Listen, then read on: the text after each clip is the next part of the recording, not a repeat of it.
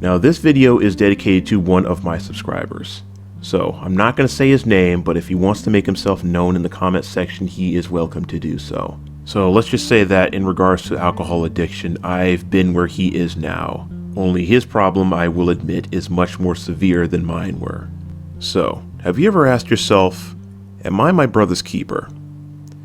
As part of the brethren, I say the answer is yes. Because in times like this, we have nobody but ourselves to build each other up. And because, like the Bible says, iron sharpens iron, so as one man sharpens another, I just couldn't turn a blind eye to this one. So, in our Discord server, there was one guy who came into our voice chat drunk as a skunk. Now, he's the same person who is the subscriber to my channel that I'm talking about, and unfortunately, he is trudging through the valley of suicide right now. And keep in mind, when I talk about suicide, I mean literally, not figuratively. And because he was so drunk that night, I decided to do this video because my biggest concern is that he didn't even remember everything that I just told him. So we're just going to go ahead and jump right into this one. So he's from somewhere in South Africa, and you already know what's happening in South Africa right now in regards to the genocide. But that's only a fraction of his problem. So he is now divorced and he has a child. So as much as he really wants to leave, he's very hesitant to leave his child behind. Now, he's already had to sell his farm that's been in his family for generations, just so he can keep up with the payments for child support and vaginamony. And yet, he barely has enough to live on, so he's living in what's the equivalent of a roach motel right now, and he can just barely afford ramen noodles, it seems. So, in combination of the three things I just brought up, he has attempted suicide, but failed, fortunately for him, and his daughter. So he tells me that it's his daughter that is his reason for living right now. He has a good relationship with her, and his daughter wants to see him all the time, and even talks about him all the time.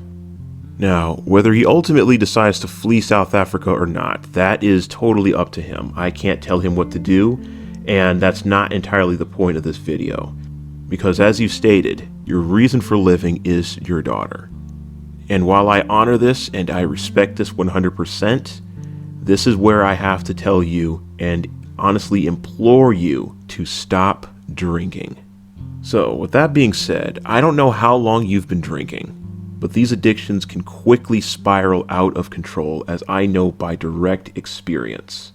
And drinking yourself into a stupor to numb the pain, it ultimately does not work. And when you try to self-medicate by drinking, not only does it not work, but you're doing damage and harm to yourself. And most importantly, you're doing harm and damage to your daughter. And I'm going to explain why. But first, I'm going to give you this analogy that one of my 7th grade teachers gave me in regards to addictions. So, imagine yourself in a forest, and you see before you one small plant. Think of a seedling or something. Then you see next to it a small bushel of grass, and next to that a shrub, and next to the shrub a tree. Each one represents a stage of addiction, and being free of that addiction is symbolic of pulling that plant out of the ground. So let's start with a seedling. Now with a seedling, you can just pluck it out the ground with your 2 fingers, easily. So you move on to that bunch of grass. Now, still kind of easy, you just wrap your hand around it and then just yank it up. But then when you get to the shrub, things get a little harder. So with the shrub, you can't just wrap your hands around some branches and yank it up. What you have to do is, kind of jiggle it around a bit. Maybe squat down, use the power of your legs to push up, and with enough work, you'll eventually get it out. But next to that is the tree. Now, there is no way on your own strength that you can get the tree to uproot itself. At that state, you're going to need some help from some friends, or you're going to need some power tools. Now, if you use a chainsaw on that tree, the stump's going to be there for a while, because eventually it's going to have to rot, but at least the problem won't continue to grow. Now, I added some things in there from the original, but I added that because I wanted to illustrate exactly how big addictions can really get. And the sooner you start working on it, the better.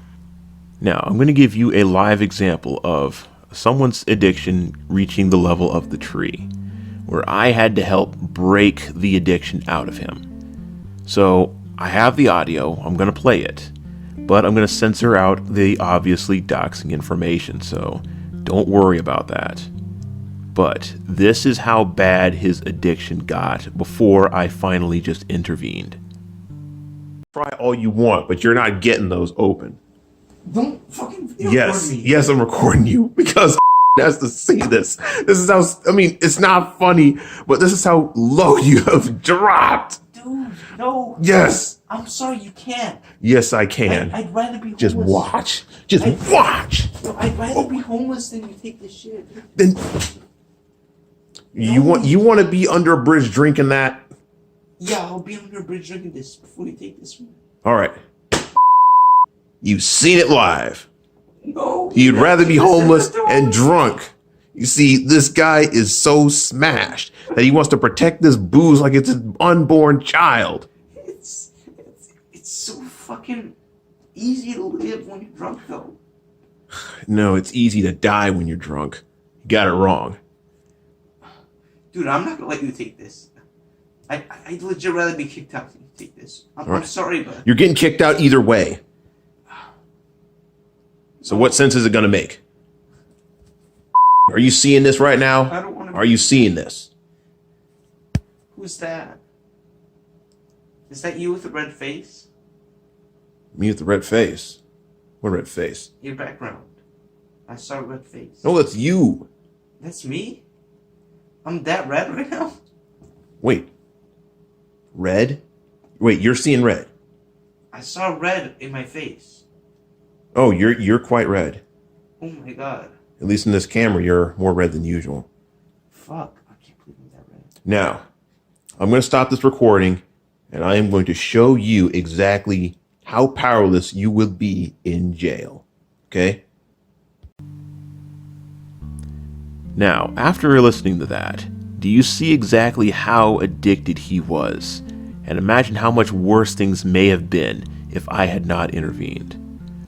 I had to wrestle those bottles of alcohol out of his arms that he loved like it was his unborn child, take them outside, smack them together over the dumpster to shatter them to be sure that he would not drink it and keep getting drunk.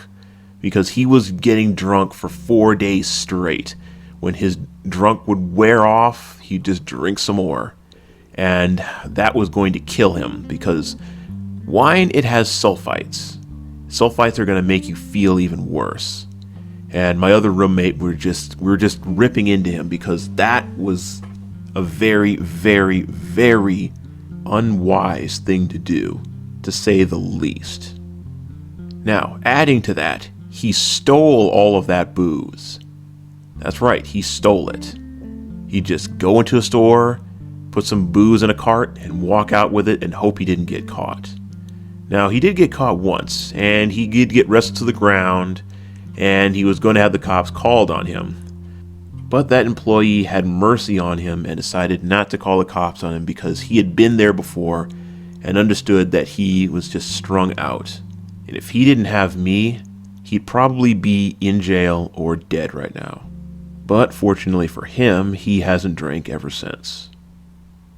Now, if that analogy isn't enough for you, then what I'm going to do is read off some statistics and some facts that I've gathered from a couple of doctor websites about how alcohol negatively affects not only you, but your children. Brain chemistry. It says, and I quote, "The brain relies on delicate balances of chemicals and processes. Alcohol is a depressant, which means it can disrupt the balance, affecting our thoughts, feelings, and actions, and sometimes our long-term mental health. This is partly down to neurotransmitters, which are chemicals that help transmit signals from one nerve or neuron in the brain to another. For example, the relaxed feeling we can experience if we have a drink is due to the chemical changes alcohol has caused in the brain. A drink can make some people feel more confident, less anxious, as the alcohol begins to suppress that part of the brain associated with inhibition. As we drink more, the impact on our brain function increases, and regardless of the mood we're in, with increasing alcohol consumption, it's possible that negative emotions will take over, leading to a negative impact on mental health. Alcohol can be linked to aggression, and some people report becoming angry, aggressive, anxious, or depressed when they drink. End quote. And that brings me to a wise quote by Dr. Weird. He once told me that the solutions to your problems will never, ever be found at the bottom of a bottle. Now, like I always say, when you're drunk and you're just trying to drink all of your problems away and just forget about all your problems, your worries, your strifes, and so on, now after you get done with that drunken stupor, what you're going to do is you're going to look over at that bottle that you were drinking out of, and you're going to remember all over again why you started drinking in the first place, only with a hangover. But it really takes the edge off, you might say. Now, if you didn't like what I read before, then let me read this. So, going back to the article, quote, alcohol and anxiety. For someone experiencing anxiety, a drink might help them feel a bit more at ease, but this feeling is short-lived. These so-called relaxed feelings somebody may say they experience after having a drink is due to the chemical changes alcohol causes in the brain. But these new effects wear off fast. Relying on alcohol to mask anxiety also leads to a greater reliance on it to relax. A likely side effect of this is the increased risk of building up a tolerance to alcohol. Over time, you'll need to drink more alcohol to get the same feeling. And in the medium to long term, this pattern often leads to alcohol dependence. So, are you ready to die, android? Are you? Does that even do anything for you? Not anymore. Article continues. Feelings of anxiety can happen with a hangover too. As we process alcohol, we begin to experience psychological symptoms such as feeling depressed, anxious, or agitated. For some, these feelings are barely noticeable. But if the anxiety is already an issue, the hangover effect can make these symptoms worse. Drinking alcohol can also make a person feel more anxious in certain situations. When we drink, we don't always respond to all the cues around us. If we're prone to anxiety and notice something that could be interpreted as threatening in the environment, there is a tendency to focus on that and miss the other less threatening or neutral information. End quote. So, do you see where this is going so far? And if you think this is bad, it's going to get worse. Moving on to the next part. Quote, drinking and depression, a vicious cycle. Drinking heavily and regularly is associated with symptoms of depression, although it can be difficult to separate the cause and effect, meaning that it's not always clear whether drinking alcohol causes a person to experience the symptoms of depression. What we do know is that alcohol affects several nerve chemical systems within our bodies, which are important in regulating our mood. Study shows that depression can follow from heavy drinking, and reducing or stopping drinking can improve the mood. Continuing. Alcohol is linked to suicide, self-harm, and psychosis. Alcohol can cause people to lose their inhibitions and behave impulsively, so it can lead to actions they might not otherwise have taken, including self-harm and even suicide.